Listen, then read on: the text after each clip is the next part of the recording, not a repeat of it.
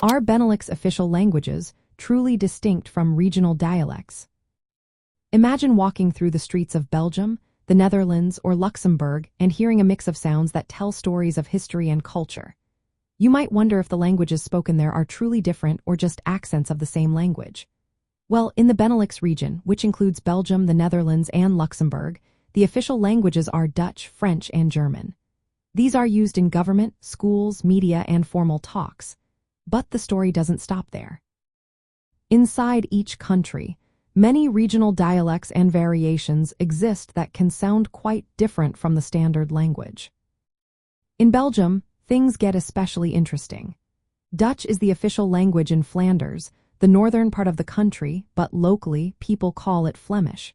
Flemish is very similar to Dutch spoken in the Netherlands, but it has its own pronunciation, words, and expressions. Think of it like the difference between British English and American English. Some linguists see Flemish as a regional version of Dutch, while others see it as a separate dialect. The differences are noticeable but still close enough to understand each other easily.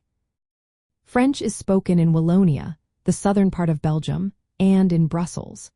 Belgian French sounds a bit different from French in France, mainly in accents and some words. But the core grammar and vocabulary stay the same, so people from Belgium and France can usually understand each other without trouble. The differences are more about how words are pronounced and some local expressions. German is the third official language in Belgium, mainly spoken near the German border. This German is very similar to Standard German, which is called Hochdeutsch. Since this region was added to Belgium after World War I, the German spoken there hasn't developed many regional differences. It's pretty much Standard German with only slight variations. But beyond these official languages, Belgium has many regional dialects and minority languages that are quite different. For example, in Wallonia, people speak dialects like Walloon, Picard, and Lorraine. These are separate from French and have their own words and sounds. Over time, fewer people use these dialects, but they still hold cultural importance. In the north and east, dialects like Limburgish, Low-Dietsch, and Luxembourgish are spoken. These are not just accents but distinct languages, or dialects, that show local identity.